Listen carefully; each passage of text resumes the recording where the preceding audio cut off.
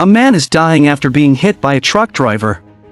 But instead of helping, the driver stepped out and complained about how unlucky he was. Even worse, the dying man used his last breath to plead for help only for the driver to look around, notice there were no cameras, then dash back into his truck and run over the man again. Later, the court ruled it a traffic accident. The driver served just 1 year and 2 months before being released. When the victim's mother confronted him, he arrogantly brushed her off and even shoved the elderly woman to the ground. But what the driver didn't know was that vigilante Ji-yong had set his sights on him. That night, while the driver was soaking in a public bath, Ji-yong grabbed him and forced his head underwater. If all went as planned, the man would be dead in 5 minutes. By day, Ji-yong is just an ordinary cop, but by night, he becomes a ruthless vigilante, delivering justice his own way. Any criminal who escapes the law eventually meets their end by his hands. Take this scruffy man. For example, he beat a mother to death right in front of her son. Later, he faked a mental illness and got just 3 years in prison. That absurd verdict planted the seed of vengeance in the boy's heart. 12 years later, the boy became a police officer, but the man remained as cruel as ever, still picking fights wherever he went. One time, he viciously attacked a cab driver over a petty dispute, but he didn't know Ji-yong was watching from nearby, ready to deliver his own justice. Since the law had failed, Ji-yong decided to fight fire with fire. He followed the man into a deserted alley. At first, the thug underestimated Ji-yong, thinking he was weak, so he threw the first punch, but Ji-yong hit back harder, dropping him with a single blow, then kicking him before he could recover. The man pulled a makeshift knuckle weapon from his pocket and tried to fight back, but Ji-yong's fists were too powerful. After the man was dealt with, Ji-yong's war against injustice truly began. He saw a case on TV. 2 thugs broke into someone's home and defecated in their living room. When the homeowner tried to stop them, he was severely beaten. The attackers didn't pay a cent in damages. Instead, they bribed the court and threatened the victim's family with revenge. When Ji-yong heard this, he rushed to the victim's home. At that moment, the 2 thugs were urinating outside their window. Ji-yong blocked the window with a wooden plank, then launched a surprise attack.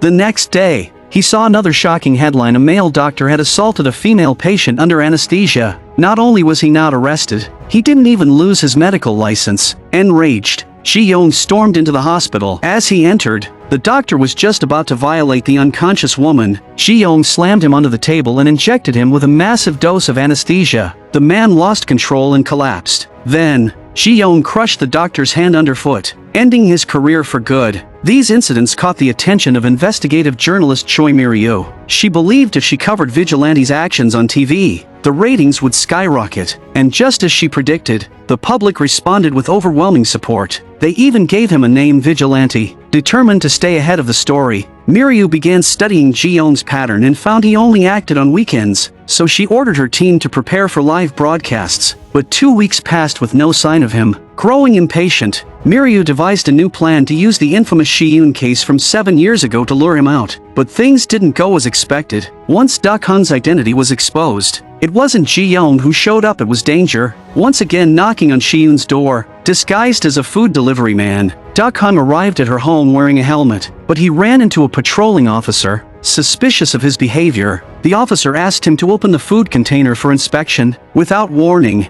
Dak-hun pulled out a knife and his strikes were fast and lethal. The officer was quickly overpowered. The noise drew Ji-yong to the door. The moment she opened it, Dak-hun grabbed her. She screamed for help as the officer clung to Dak-hun's leg from behind. In the chaos, Ji-yong managed to break free and fled down the stairs, but just before she reached the ground floor, Dak-hun caught her. He accused her of ruining his life, blaming the media's public outrage. Ji-yong could only sit on the ground, helpless. Just as her life was hanging by a thread, Ji-yong appeared and kicked Dak-hun aside.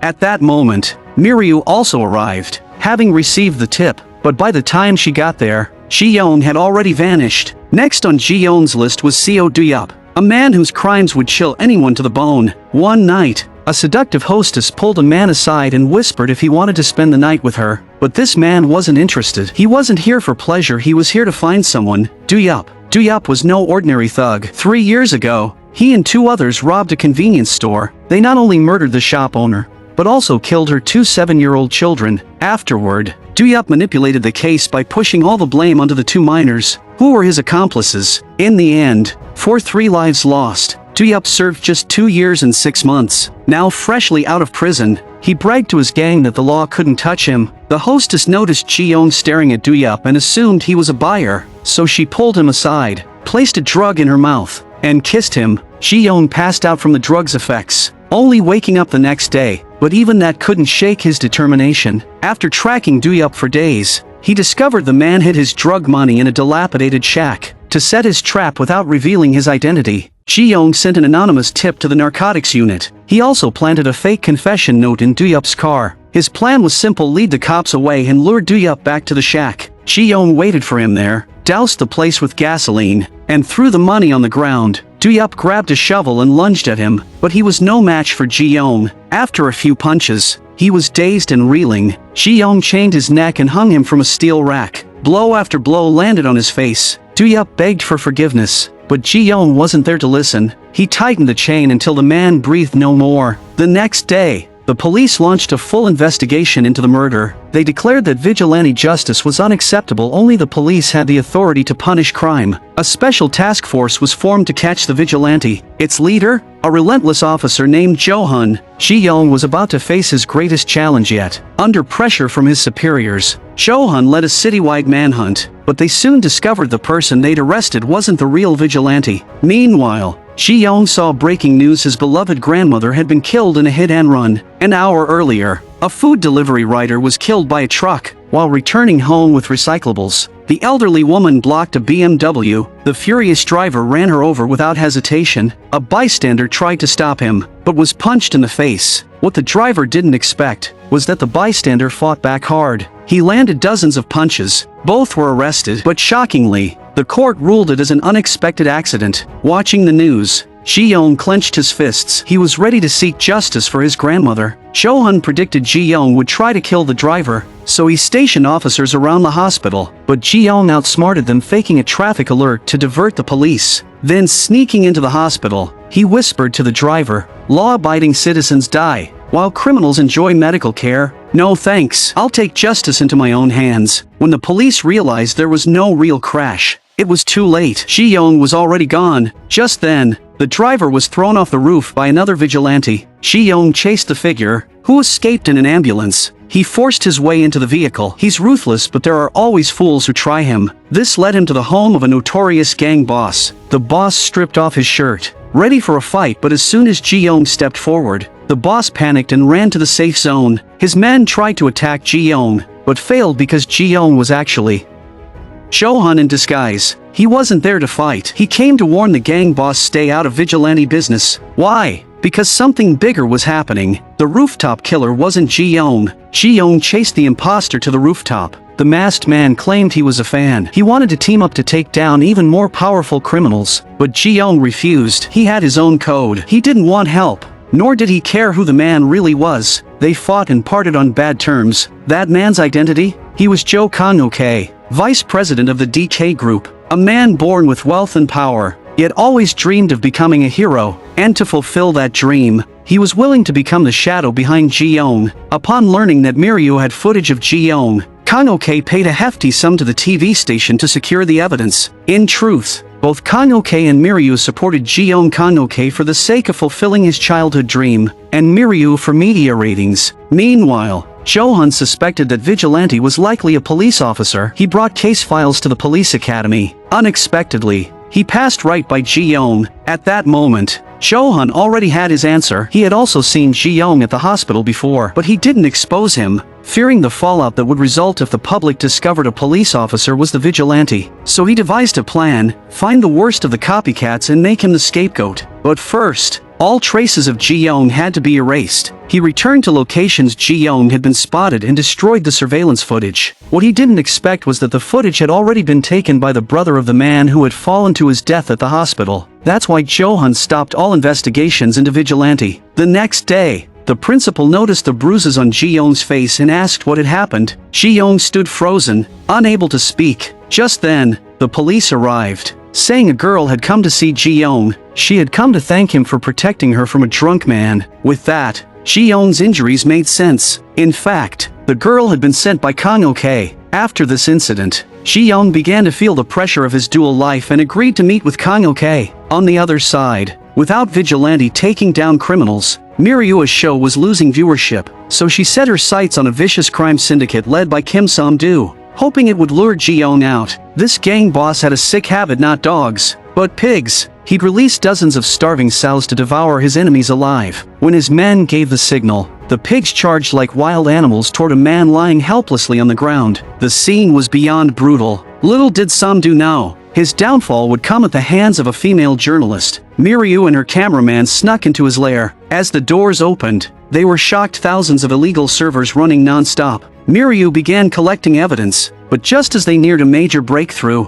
a hitman burst in. Her cameraman tackled the attacker, taking over a dozen stab wounds to buy her time to escape. Miryu fled the scene by car. When she returned with police, the servers were gone and so was her partner's body. Thankfully, she still had the footage. It wasn't enough to bring Sam-doo down, but it might get Ji-yong's attention. Sam-doo, enraged by the video, sent men to kill Miryu in a parking lot. She would have died if not for Jo-hun's timely arrival. After saving her, Jo-hun warned her to stop baiting Vigilante, but Miryu played dumb, then fired back. Can't catch him? Or don't want to? Determined to find a scapegoat fast, Jo-hun stormed Sam-doo's hideout alone. A fierce battle broke out.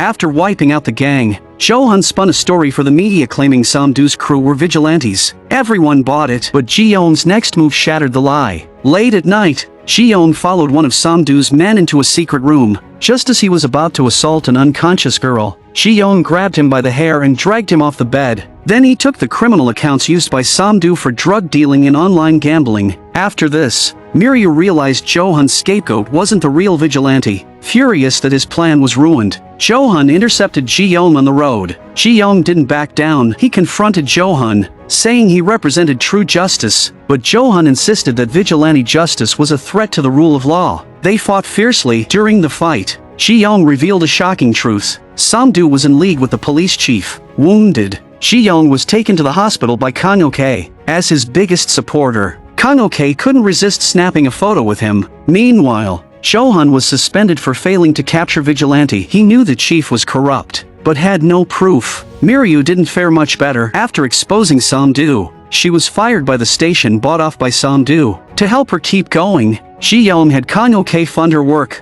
With that support, she launched her own media studio and went live to declare war on Sam-doo. After recovering, Ji-yong reviewed the ledgers he'd stolen. One entry stood out: a church helping Sam-doo launder money. He infiltrated the church, tied up the staff, and copied the evidence to a USB drive. Then Kang Ok delivered it to Miryu. It was then that Ji-yong and Kang Ok officially joined forces, but Ji-yong said evidence wasn't enough. To get the public's attention, they needed something bigger, so he returned to the church and eliminated everyone involved during a secret deal. The news of the priest's death shocked the nation and enraged both the police chief and Sam-doo. Meanwhile, the USB reached Miryu, who immediately exposed the money laundering scheme. Sam-doo's hitmen were already on the move. Fearing for her life, Jo-hun arrived early to protect Miryu. He begged her to stop reporting, otherwise, they'd come for her. But Miryu stood firm. She told Jo-hun to leave. As he walked outside, a killer attacked from behind. Jo-hun fought back but was ambushed by a second hitman and stabbed in the thigh multiple times. Just as he stood to counterattack, Ji-yong arrived. Turning the tide of battle, Ji-yong later blew up a gang base, stole $10 billion in illicit funds, and spray-painted corruption between police and politicians on the wall. After Kim Jae broadcasted it, Sam-doo panicked. He turned to the police chief for help only to be betrayed. The chief ordered him to take the fall for everything. Devastated, Sam-doo decided to go all in. But how could he bait Vigilante? He thought of Miryu. The next day, over 100 gang members stormed her studio. As they closed in, Miryu placed hidden cameras throughout the building and started a live stream. They walked right into her trap, but she was still found and taken away. Just then, Kanoke appeared. Ji-yong, realizing Miryu was in danger, rushed over. By the time he arrived, the danger had already passed. Afterward, Ji-yong decided to take down the police chief and Samdu once and for all. He planted incriminating evidence in the chief's office, then leaked its location anonymously to the newly appointed task force leader. Sure enough, the evidence was discovered, but just as the leader tried to leave with it, he was run over by a truck on the chief's orders. The death reached Johan, who finally saw the full scope of the corruption. He met with Ji-yong. Ji-yong felt guilty for the leader's death, and it only fueled his resolve. This time, Johan didn't stop him, he joined him. With the final showdown set, Samdu led 100 men to a stadium. They took over the control room and monitored all the cameras, hunting for a man in a black hoodie. As night fell, someone matching that description entered, but soon dozens of black hooded figures appeared on screen. That's when Samdu realized they'd stumbled into a music festival themed around Vigilante. Ji-yong and Kanoke blended into the crowd. The assassins searched frantically, beating people, but found nothing. Then Kanoke revealed himself and drew their attention. Ji-yong struck back and instructed Miryu to live stream their crimes. As Ji-yong fled the assassins, Johan donned a vest and headed to the stadium. Ji-yong and Kanoke fought fiercely but were outnumbered. Just when it seemed hopeless, Johan burst in. By now, Samdu was crazed. He stormed onto a bus with a machete and attacked Ji-yong. At the last second, a black hooded figure intervened, but the man was stabbed 3 times. Ji-yong pulled back his head, shocked to see it was his old academy classmate. Police arrived. Samdu fled with his men. Ji-yong chased them into an underground reservoir. Johan caught up. Just when it seemed justice would prevail, the police chief appeared and gunned down Samdu and the assassin. Out of bullets, he opened the floodgates. Water surged in, sweeping Ji-yong and Johan away. Ji-yong swam to the ladder, climbed out, and tackled the chief. In the end, Ji-yong and Johan stood for justice and prevailed against evil. I'm a movie enthusiast. Please subscribe to my channel, and I'll see you next time.